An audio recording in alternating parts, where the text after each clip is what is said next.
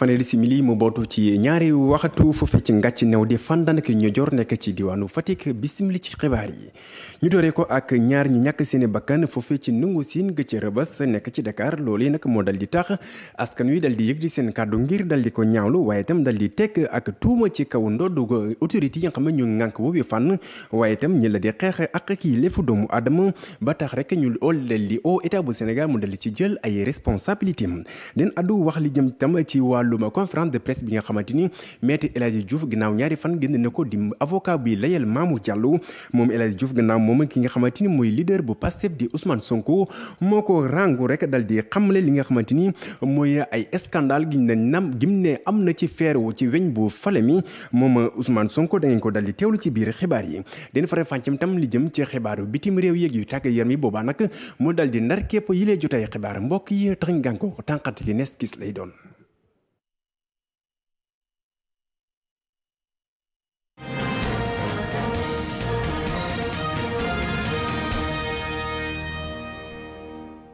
di leen dala jàmm ci seen première chaîne numérique du Sénégal Dakar TV international kàddu gi daj àddina wërngal këpp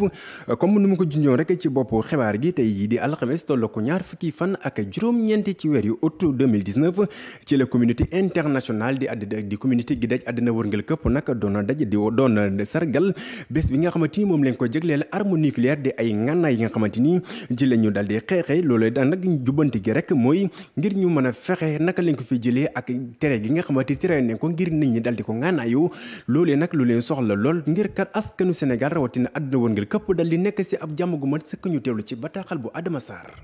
Hiroshima nekk sa Japon ku ko tuddu de xel yépp jëm ci bombe atomique bi nga xamee ne moom lañ fa dóor juróom-benn fan ci weeru août ci atum 1945 wante nag lu aju ci essai nucléaire yi amal nañ ko yu njëkk ci weeru juillet atum 1945 boobaak léegi nag lu toll ci ñaari junney essai nucléaire daldi nañ ko amal moo xam ci jaww ji la ci biir ndox mi la wala ci biir suuf si boobaak léegi nag yàqu-yàqu yi nga xamee ne juddoo na ci tax na nag ba réew yu bari sàkku ngir dakkal li ni mel ci loolu la sax ñuy fàttale ko ci atum 1995 sa réewum France ka fa nekkoon ay jamono njiiti réew ma di Jacques Chirac defoon na li ni mel looloo war a sax ñu daal di taxawal ab dogal ngir aaye nag lépp loo xamee ne jëm na ci wàllu essai nucléaire ñu amal ko sax ci atum 1996 wante nag li ni mel ba léegi jëfewuñ ko ndax ñàkkum ay signataire yu bari looloo waral ci atum 2009 kuréelu mbootaay xeet yi di ONU daal di nag sàkku ñu daal di taxawal ab bëccëg goo xamee ne ci àdduna wërngal këpp dañ koy jagleel xeex wàllu essai nucléaire looloo tax sax ñu daal di tànn nag bésu ñaar fukki fan ak juróom-ñeent ci weeru août li ni mel sax ñu daldi ko firndeel ci ab résolution 6435 boo xamee ne réew yëpp a ci ànd réew mi nga xamee ne nag daanaka moom moo wane yoon wi mu di Kazakhstan nekk ab réew boo xamee ne bokkoon na ci kuréel gi ñuy woy URSS moom sax moom moo tànn daal bés bi nga xamee ne moo di ñaar fukki fan ak juróom-ñeent ci atum 1991 ngir ñu tëj li nga xamee ne moo di bërëb bi nga xamee dañ fa doon amal lii di essai nucléaire di Semi Platins ndogal bi nag nga xamee ne mbootaay xeet yi jël nañ ko liñ ci jublu moo di fexe boo adduna bi nekk adduna bu wóor boo xamee du am benn bombe.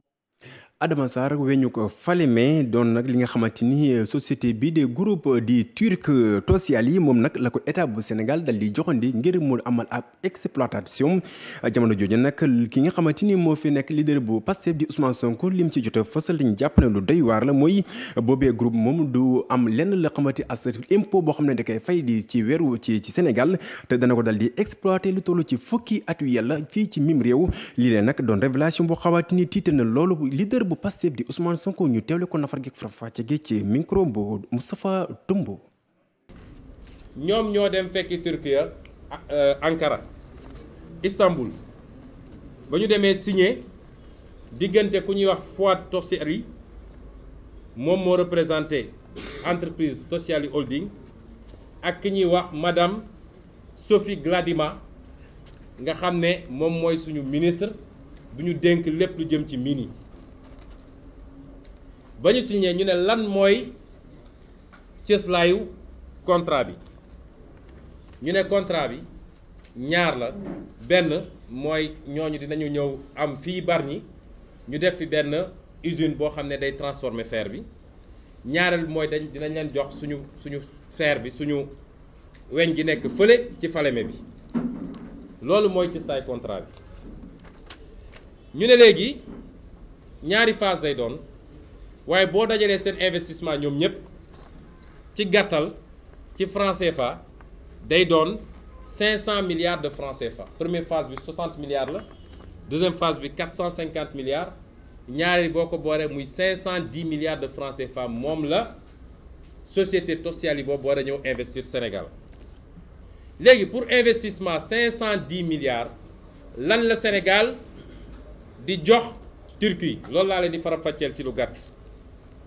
bu njëkk bi mooy nee nañu Turquie gouvernement Sénégal dina leen jox benn yoon boo xam ne ñoom rek ko moom li ñuy wax couloir vert ñoom waruñoo tardé waruñoo taxaw suñu ñëwee dañoo war a mën a dédouaner rapidement dañ leen di defaral benn couloir boo xam ne ñoom rek ko moom beneen entreprise amu ci droit beneen sénégalais amu ci droit ñaareel bi ñu ne dinañ leen may dinañu toog fukki at ci Sénégal fukki at yoo xam ne duñu fay fukki dërëm ci l'impôt fukki at Turquie dañ ko fi toog di exploiter suñu fer di génne di jaay di am ay milliards te duñu fay fukki dërëm ci l'impôt ci Sénégal te ma fàttali ne amul benn texte de loi ci Sénégal bu may ñu mën a exonérer benn entreprise fukki at. Moustapha ñu desit ak Ousmane Sonko boobee bu leader bu Pastef ci boobee mbir moom sax li mu ci jot a xam li mooy ne xeex bi moom wanar nañ ko joyantuwaat jëmale ko si askanu Sénégal rawatina ñi nga xamante ni ñoo ne ndaw ñi nga xamante ni saa su ne dañu am jafe-jafe ngir gisub xëy kon xeex bi seen xeexal moom la Ousmane Sonko dal di wax ñu teewlu ko ci jokkoom ak Joris Onkuno. dama ne dossier bi dossier Sénégal yëpp la du dossier Ousmane Sonko man sama yoon ne je ne gagne rien à ça. dama ciy perte suba nga dégg leen ñu mel ni ay magnétophone yu amul bouton stop mbàcc ci Sonko fii Sonko fa man je ne gagne rien. alors ma daanele ci wax ak Macky Sall Macky Sall wata wat dafa am loo xam ne mënulaa jig mun nga organiser loo bëgg yónnee say waxkat ñu ne ci télé bi rajo bi di wax mais mënulaa jig li mu def ci 7 ans li nga def yow Macky Sall ci 7 ans yi wees te xam ni lu rëy la moo tax sa bakkan nga doon joxe pour am ñaareelu mandat parce que jàppoon nga ni boo ñàkkee ñaari mandat bi boo moytul dina saf ci yow ak say jegeñaale looloo tax bi ñu génnee ci élection bi mu gaawantu ne dialogue national pour ñu dimbale ko pour mu effacer ses traces ñu ne ko boo ñu fa gisee de foofu laa ci yem nag ndax dootuma tudd loolu ba tax ñu ngi koy wax wata wat Sénégal moomuloo ko donnuloo ko mayuñu la ko jaayuñu la ko mandat dong lañ la jox te mandat bi daa ñeenti at a ci des mu jeex lii de bu ko signé yow Macky Sall lii boo ko signé xamal ni maa ngi lay waatal ci yàlla ne dina la topp dina la yóbbu foo xam ne en tout cas yéenewuma la ko de parce que du ma ko yéene benn jullit du ma ko yéene benn doomu aadama mais je tiens à le dire mu xam ko c'est un crime contre le peuple sénégalais un crime innommable inquantifiable contre le peuple sénégalais la ca des nag mun nga muusa ki waane ba jàpp ni mun nga def fi ay mascarade woo sa procureur mu tëb mbër naan day def xaw ma appel à témoin yëfu ñàkk fayda yooyu man moo tax dew ma ci parce que lépp conclusion bi mooy amul lu ñuy toppee Aliou Sall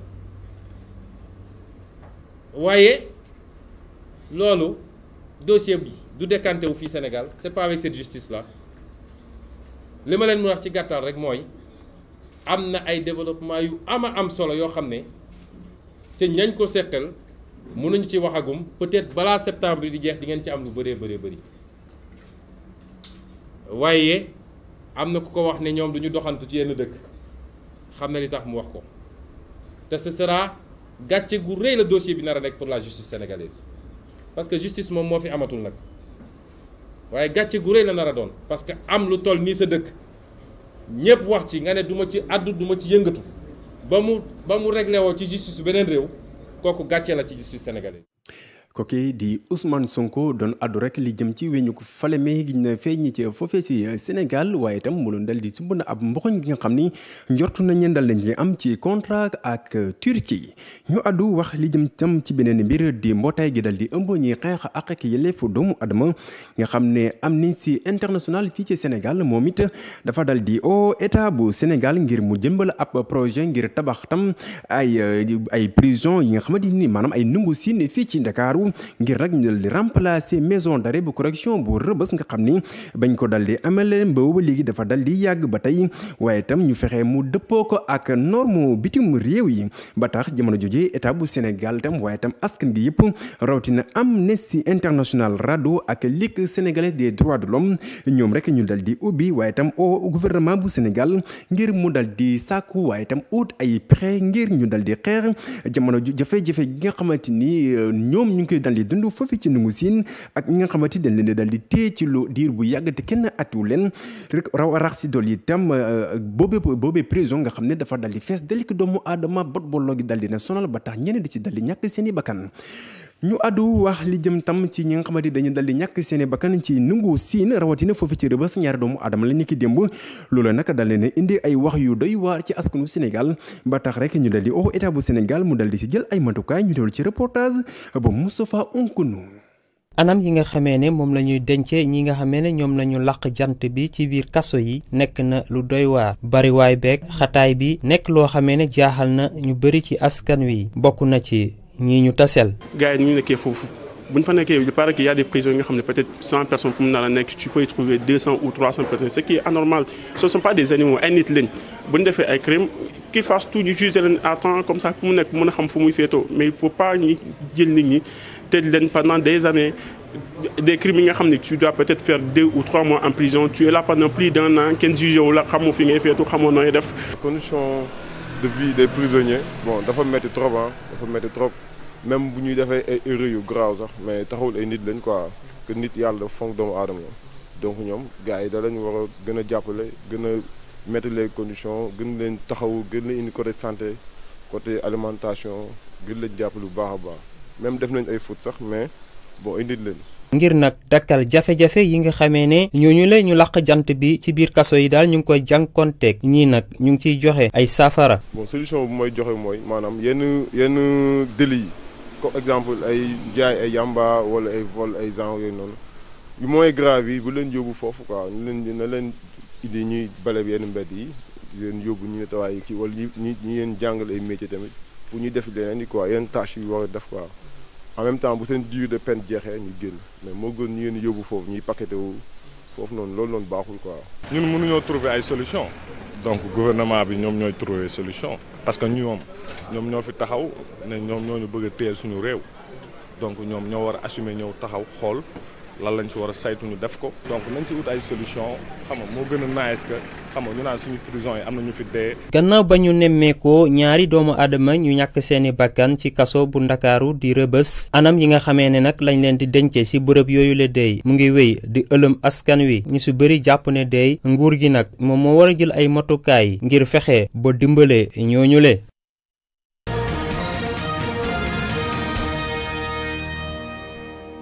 kooku di reportage bu Adama Sarr ñu àddu wax li jëm ci xibaaru bitim réew yi ñu doore ko foofu ci Italie den dem tam ci Royaume-Uni waaye laata loolu li ñu desandi fii ci Afrique centrale waxtaan li jëm ci fukki junne daay yi nga xam ne dafa daal di tàkk jéppét ci diiru pa ñaari fan ñu teewlu ci nafar geeg faram fàcc ji bu Dakar TV International.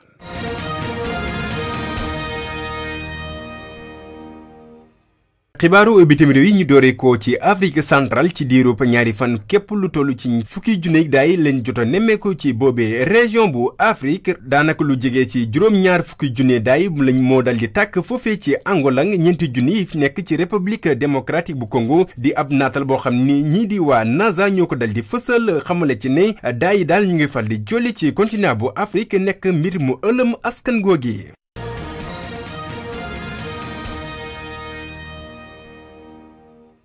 ci Royaume-Uni soo moytu ab coup d'état na mën a fee am ba tax ñu dal di signé ab pétition niki alxames tey ji tolloo ko 20 fan ak juróom-ñeent daanaka kon lu toll ci 1 million lu tegal as lëf ci ay signature jot nañ ko fësal loole nag firndeel ab décision boo xam ne njiital jëwriñ ji moo ko amaloon di Boris Johnson mi suspendre sax pencum ndaw réew mu Britannique ba fukki fan ak ñeenti ci weeru octobre kon ñu jàpp ne ñaari ay bés laatay datu bu Brexit choix boobee nag mu nekk loo xam ne dafa mer loolu askan Royaume-Uni ba tax seen xaalis bii di livre sterling dal di wàcc ba toll ci 0,6% ci kanam xaalisu euro ak bu dollar loole nag mu ngi am ginnaaw bu ñuy dolee di annoncé suspension ngir dal di renforcer ab nouvelle donne loolu nag dal di indi daanaka ab ki jafe-jafe ci wàllum droit bu douanier yi kon date boobu ñu waree delluwaat ci pencum ndaw réew ma tollook fukki fan ak ñeenti ci weeru octobre parlement ba war na delluwaat ngir siéger laata ya conseil européen yi si bu fekkente ne seen accord ak l'union européenne mu ñee ko adopté ci ab loi de ratification laata ya ñaar fukki fan ak benn ci weeru octobre di ab date boo xamante ni ci la Royaume-Uni war a bàyyi l'union européenne di ab bataaxal boo xam ne mu ngi tukkee ci gouvernement bi.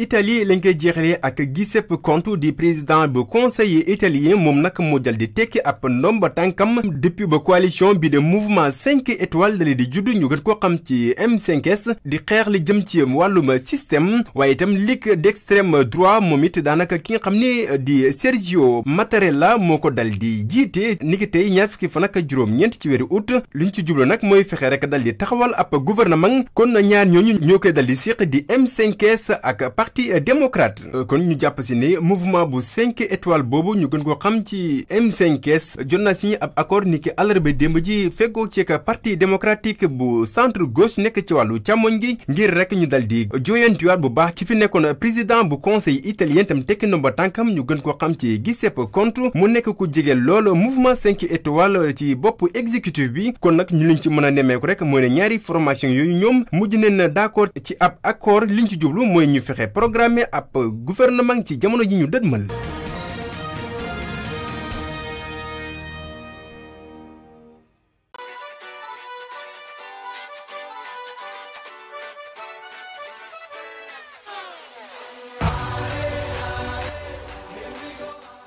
mu ngoog bàkk ba jëm na xibaaru tàggat yaram la ñu àddu wax bi la yoon dañ ko dal di doore ak Ligue des champions foofee ci Europe xam ne Paris Saint-Germain Liverpool ak Barcelone ñoom xam ne kan la ñu waree jonganteek den àddu wax li jëm ci Jeux africains yi foofee ci Maroc jamono ji ñu ngi ko dal di football jeexalee ko ak wàllum wàccaay coupe du monde foofee ci Chine.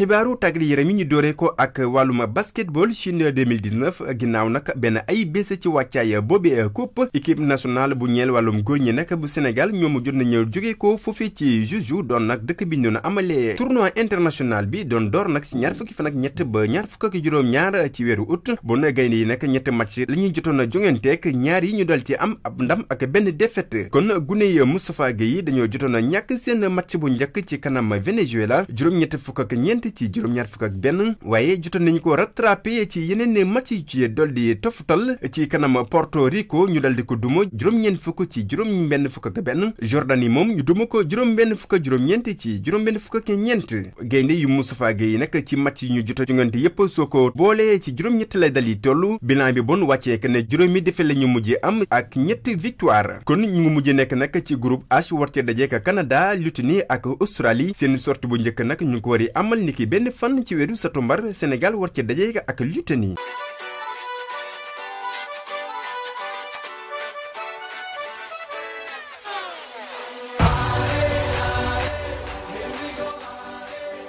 ñu wax li jëm ci wàllum Ligue des champions ak match de barrage bi nag jot nañu ko fësal ni ki démb seeni verdict lu ñeel nag UEFA nag jot naa fësal ak bataaxal ñu wari composé nag ak ñeenti chapeau yu campagne 2019-2020 laata nag ñuy amal ab tirage de sort bu phase de poule yi kon lu jëm ci champion de France Paris Saint-Germain bu Idrissa Gana Gueye moom moo dal di nekk ci bopp chapeau 1 bi ànd ceeg champion en titre bu FC Liverpool bu Sadio Mané Chelsea tam si la bokk FC Barcelone mu nga ca Manchester City ak Juventus Juventus Turin ñoom it ñu ngi ci biir boobee chapeau waaye tam ñu jeexale ko ak Bayern Munich. Naples bu Koulibaly moom ci chapeau 2 bi la dal di bokk. Real Madrid ak Atlético Dortmund, Donetsk ak Tottenham ñoom it ci boobee chapeau ñaareel bi la ñu bal di bokk ak Ajax. Club Brugge bu Krépin Diatta moom dafa dal di nekk ci ñetteelu chapeau bi ànd ak ceek Olympiakos bu Pape Abdou Cissé. Red Bull Salzbourg, FC Valence moom it ci chapeau ñetteel bi la dal di bokk fegoo ceek Inter bu Milan. ku fi nekk double champion ci Turquie di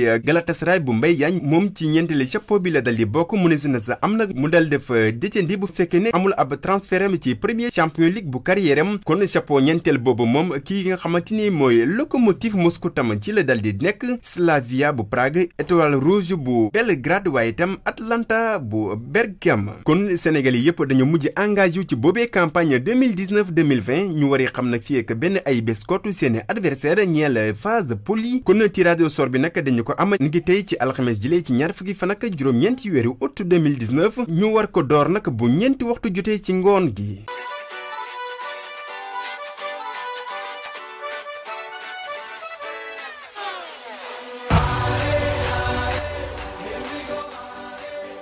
meilleur buteur bu Super League championnat professionnel bu Turquie ñeel wàllum football fanweeri réalisation la dal di def mu doon l'attaquant international bu sénégalais bi di Mbaye Diagne kon moom jot nañ ko jox ab trophée bu meilleur buteur am kon Mbaye Diagne moom dafa dal di marqué lu toll ci fanweeri but ak benn ci fanweeri match ak ñeent yu mu jotoon a jungante ñeel nag saison 2018-2019 dafa jël raw gàddu gi bu coupe Turquie waaye itam Super League ak Galatasaray.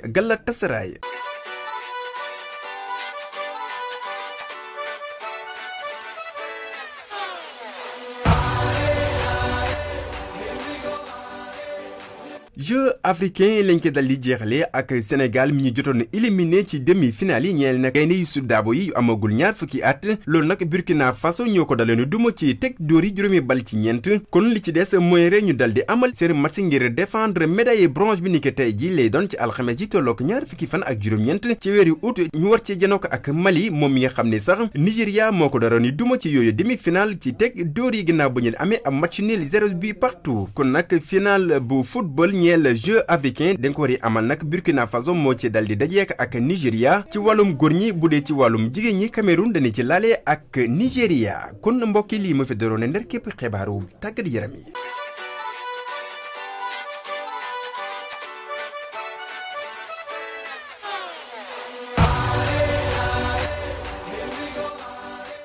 ngok loolu sax la ñu dal di jaarandi yëkkati rek jotaayu xibaaru digg njoloor gi ñuy am mbégte kontante di leen ko diital bi mu neexee te di leen jox dig daje ni ki xibaar yi ngoon si lay doon bu juróom-ñaari waxtu jotee bu toftal fanweeri simili lay doon ngeen ci ànd ak Adama Sarr kon ñu leen di ñaan jàmm di ko sàkku si yéen yàlla mi mooy boom jàmm yéen ñu ko defal tur ko si askanu Sénégal jaa ngeen jëf.